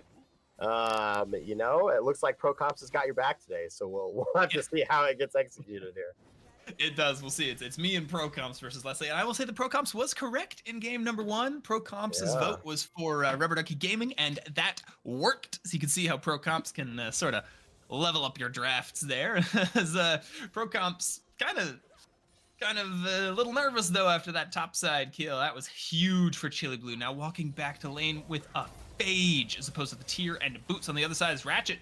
Stunned up, got that spell shield, though. Gonna be able to walk it out. All nice. Console Diana takes some damage for stepping on the traps from Chaos, but the bot side from RDG gonna be able to walk it out. Yeah, something to note is the no mana here from the side of Ratchet. I mean, you want to think the bot lanes are a little bit of parity, but with that gank, the flash being given out, Chaos up some CS, and he's kind of really controlling this lane with the mana advantage they have. Yeah, trying their best to. Sivir is a very mana-hungry champion, especially when she's trying to get the push in those early levels. She uses a lot of mana. She used to Essence Reaver. I'm actually not sure what the build is anymore. It's probably Static Shiv. Still for Sivir on the bot side here, as we see Chaos and Willie use that lane pressure they get from the Jinx Fishbones from getting a level up early, moved up and have slain the Infernal Dragons. See Ragnarok popped on the top side here. Chili Blue level 6, Hunter Wolf only level 5. Gets the dash out just at the end, though. Chili Blue not gonna be able to find the kill, but is gonna force the Cassandra to back. Now Ratchet caught out on the bot side here, pushed up too far after the dragon was taken. Maybe didn't know the rest of the team was gonna be there. Gets pulverized, knocked up by the Alistar. Ratchet is going to fall to the Jinx one way or another at some point. Spell shields the W there, gonna hide in the bush, maybe see if he can try his best to get an execute. Nope, he's just running around, he's wasting a bit of their time. Chaos has slain Ratchet. Not really sure how we got there. Yeah.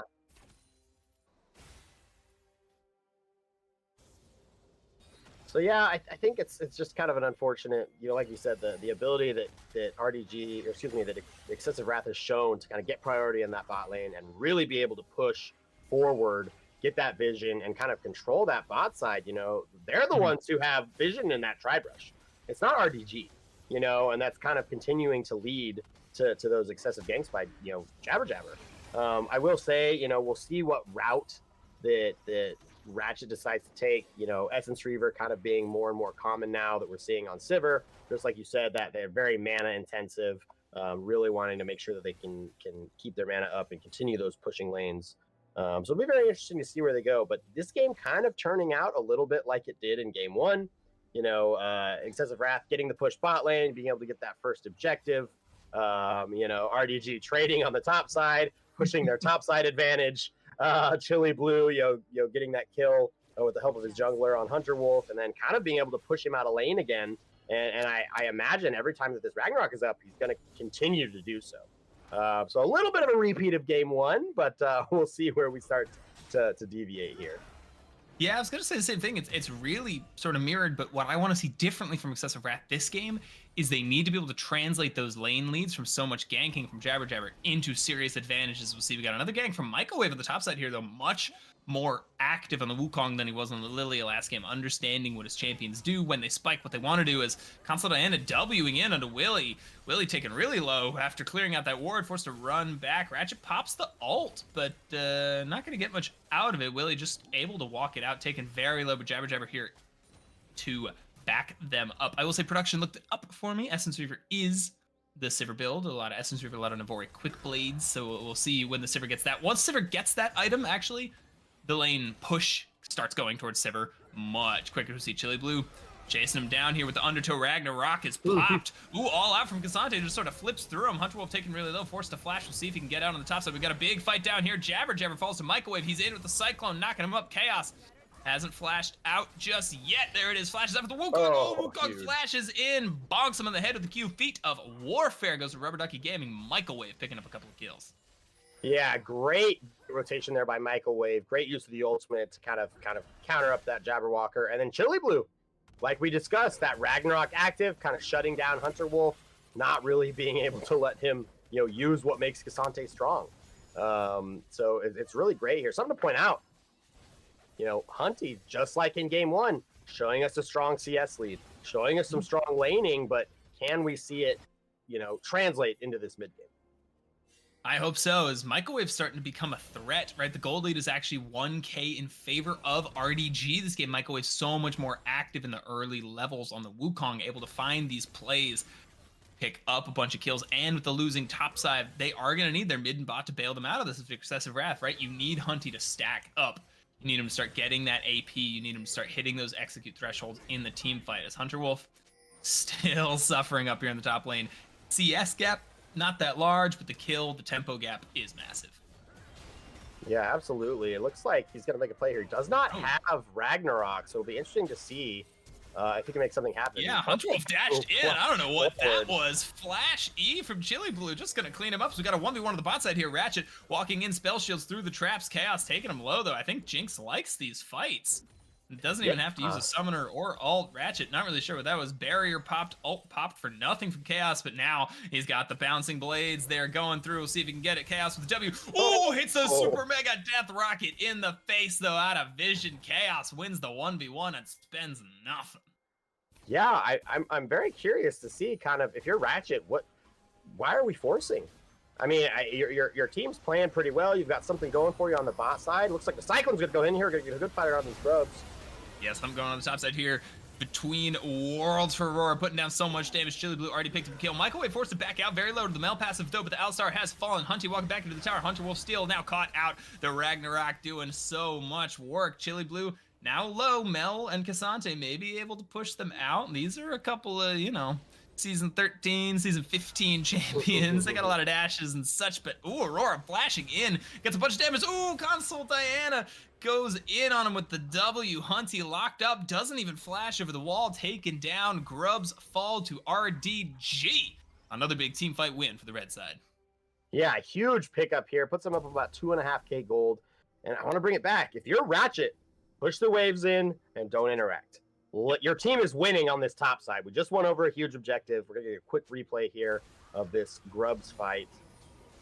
Yeah, Zyra ult dropped a bit too early. Doesn't actually cancel the Wukong. Cyclone still gets a huge amount of knockup onto people, and Jabber just, can't put out any more damage after using the ulti there, right? So Chili Blue just picks up so many kills, and this Cassante goes unstoppable, but can't really take Hexify with him.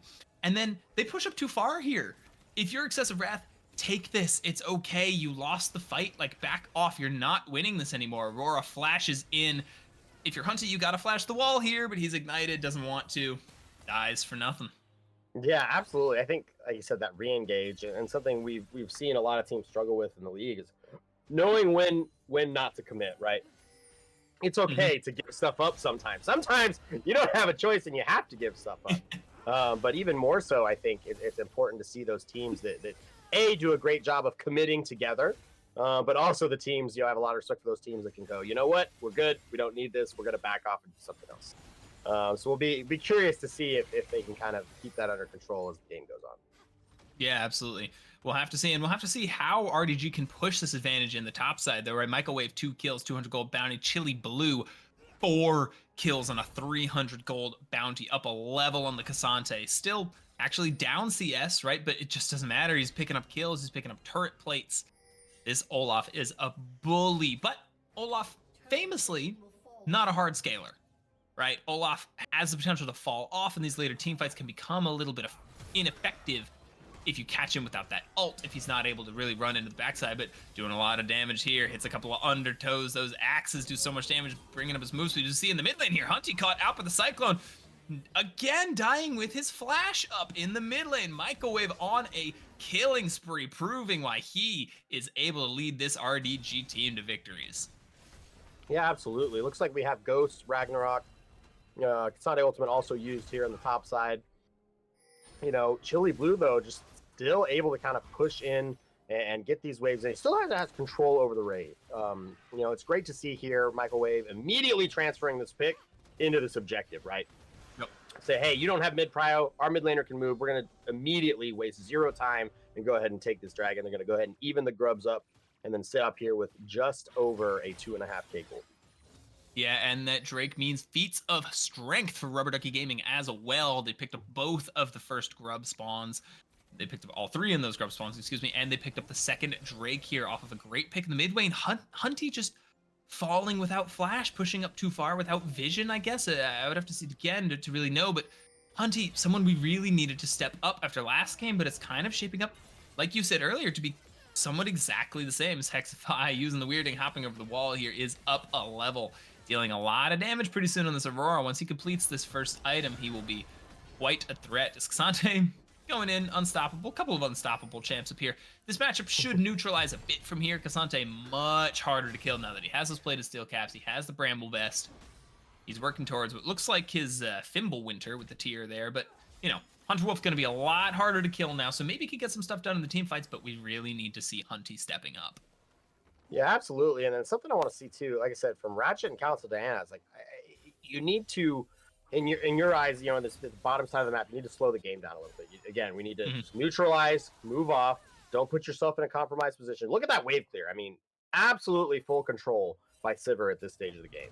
Use that ability to allow Microwave and Hexify to kind of roam around the map and get stuff done. You still have a winning bot lane. Who's going to flash forward? Ragnarok, the axe being thrown. Yeah, Stridebreaker and Flash and ult, not quite enough damage to get Hunter Wolf Steel down, though. Hunter Wolf Steel is forced to use the Flash, has that TP, though, so we'll be able to hopefully TP back up to this top side, not miss too much CS. Aggressive play from Chili Blue hiding in the bush, but not enough damage to get the kill with just a Stridebreaker. Yeah, not quite enough, but that again proves my point here. I want to see Ratchet and Council Diana slow down and allow their top side to continue to win the game, and just scale up and be ready for that team fight when it comes. Looks like we do have a little bit of a pause here. We'll get going back as soon as we can. Even drags. We've got more grubs up on RDG. Looking towards the Rift Herald spawning, and then we're going to have Otacon up again in 4 minutes. I think it is interesting to bring up that the priority on Otacon since the nerfs and just kind of as the season has developed has gone lower and lower and lower. It's not that there's no value to it. Of course, there can be. The extra level that you can essentially gain from one version of Otacon, all the flowers you're going to get, the additional damage on epic monsters moving forward, the false life buff still being a great tempo play. But again, if you're going to flip the game over an objective, I think most teams are leaning towards flipping the game over an objective that means something a little more impactful. So it's very, very interesting to see. But we'll see. I mean, I think last game was a good example of that. It's like Otacon who? I mean, it really wasn't relevant for most of that game. So it'll be interesting to see whether they make that same decision this time or not. Yeah, we'll have to see though with RDG up to I believe about a 3K gold lead when we hit the Mm, pause in the game. We'll have to see if them with an advantage going into the Otacon timing, right? If they are able to just sort of close out and take it, right? I do think that both teams were on like fairly even footing. That made posturing for it difficult. But this mhm. game, the narrative is I would say the same as last game, but even stronger. Right, Yeah. RDG out to a strong lead this time, which they didn't have in game one. They were down gold at this point, but through the same methods. They had a winning top side, right? They had Microwave putting in so much work in the team fights. The issue here for or sorry, not the issue, but the good thing for RDG, the difference in this game is that Lilia was a power farming pick for Microwave. It did so well in the team fights. This game, he's on Wukong. That's a ganking pick. That's an early fighting pick. Once he hit 6, he started making plays, and that's what's got them with the gold lead. Yeah, absolutely. I mean, shout out to Microwave. He's done a great job of being very proactive this game. It's like, hey, they made a play bot side. I'm going to immediately counteract this. They look for that play top side, got the flashes out, able to get the kill onto Chili Blue. And Chili Blue 6-0 now has just absolutely exploded that lead. As we get in here, looks like we may have missed a little bit of fighting. No big worries. But, same thing. You look at this gold lead and it's just ballooning. I mean, RDG sitting here at about 5,000 gold lead, just absolutely kind of throwing it up. Look at the strength that they're going to have on this top side of the map.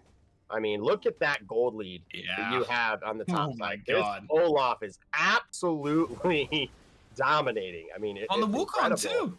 Yeah, you Look at how got much gold 3K on the Microwave Gukong. has.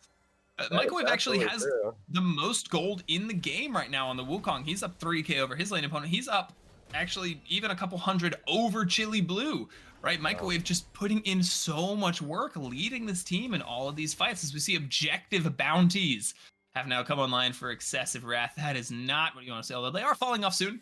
So I eat my words there a little bit as Otacon will be spawning soon on the top side of the map. I have to imagine it is going to be that voracious Otacon as always, spawning on the top side of the map in just about 9 seconds. The dragon, or sorry, that'll be spawning in a minute. The dragon spawning at 5 seconds down here on the bot side. It is 1 dragon to 1, but control of the river is over to Rubber Ducky Gaming. Yeah, absolutely. And them getting this other tower rotating, their strong top laner down.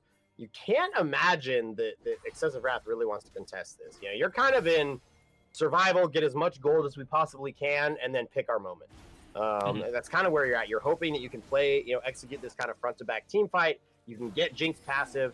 You can get her moving around the map and the ability to kind of let her take over a team fight. We do see the locket coming out from Alistair. We see kind of the more damage over time build coming over from Mel. So very interesting. Ooh, Cyclone onto Chaos going very deep here between worlds. Flash out. Whoa! Still not going to let her get away. Flashing forward on that Wukong with the Cyclone to pick up the kill on Chaos. Absolutely. I mean, I love the decisiveness, from Microwave and his team to follow up on him there. I mean, they absolutely both just, hey, we're going for this. He's caught out. I'm going to take him. Even with that flash, continuing to commit.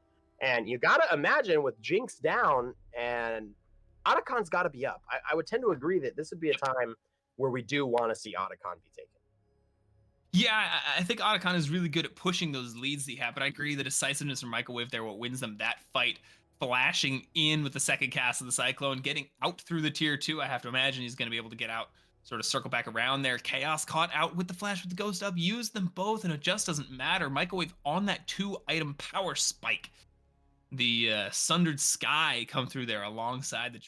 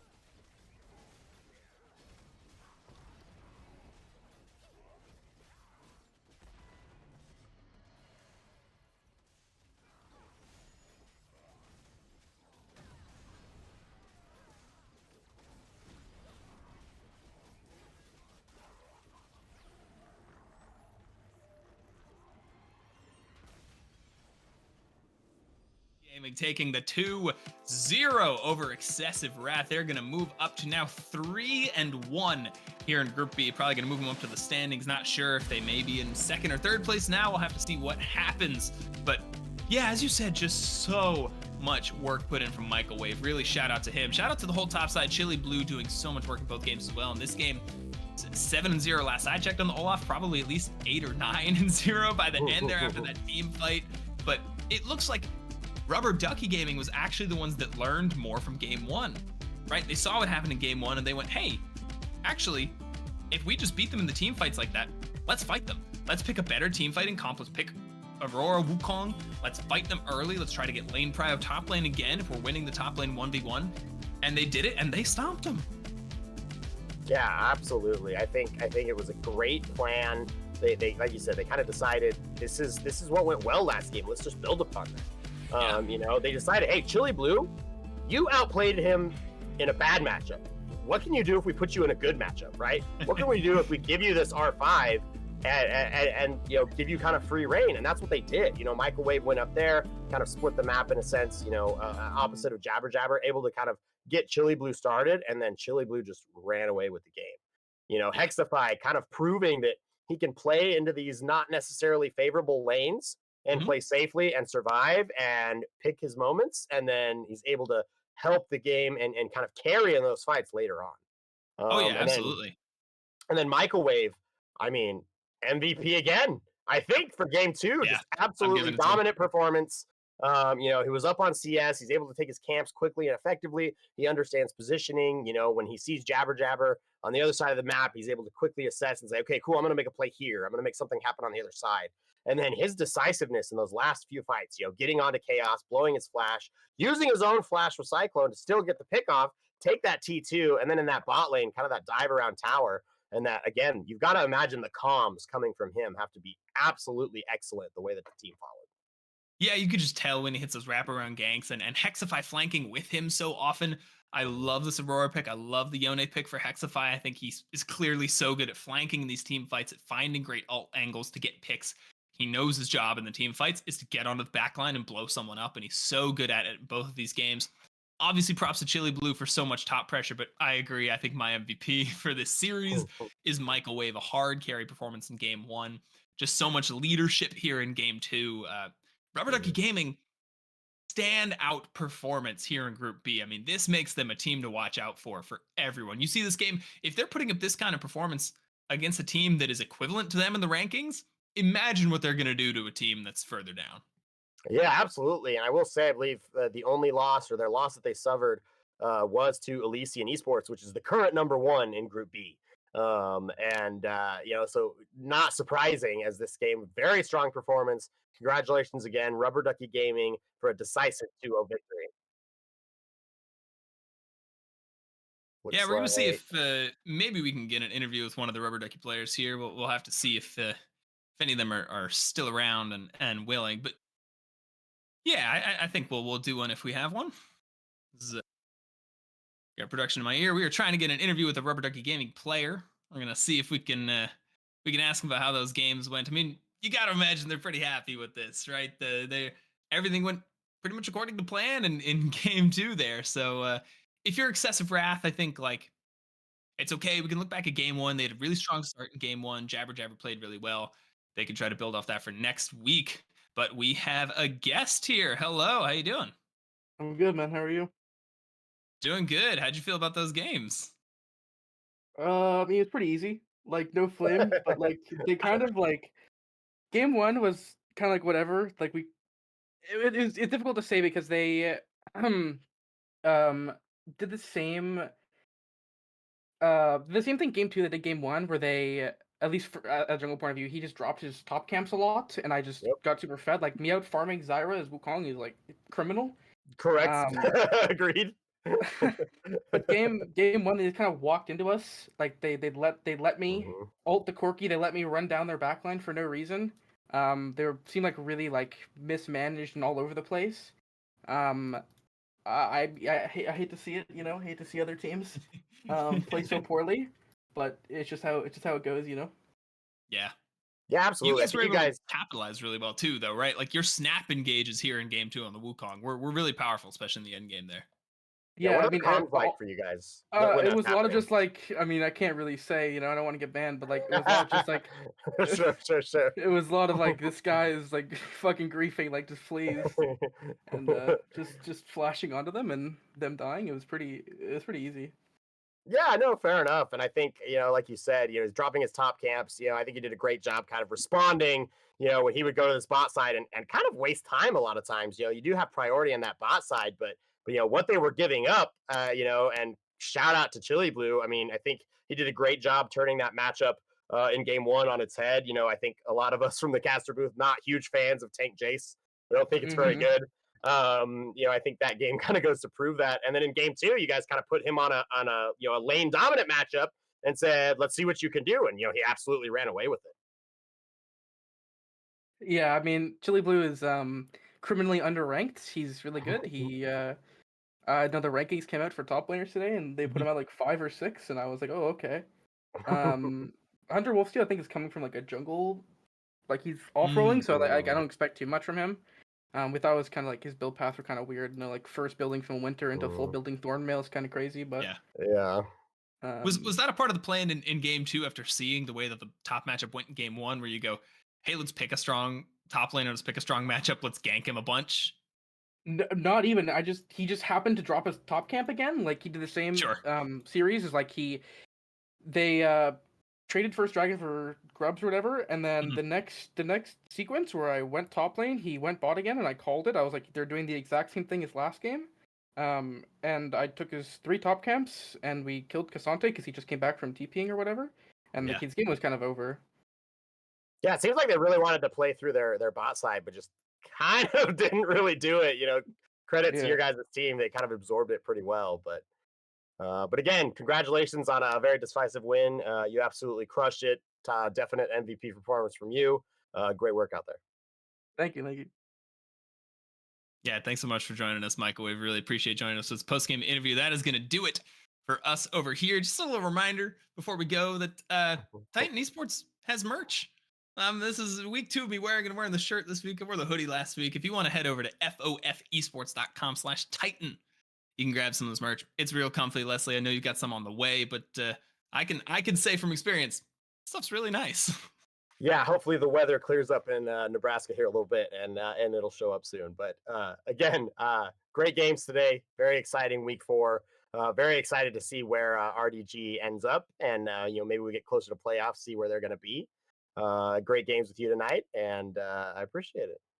Yeah, same to you. That's going to do it for us over here at Titan Esports. I've been Mojo Pal. That's Leslie. Have a great night.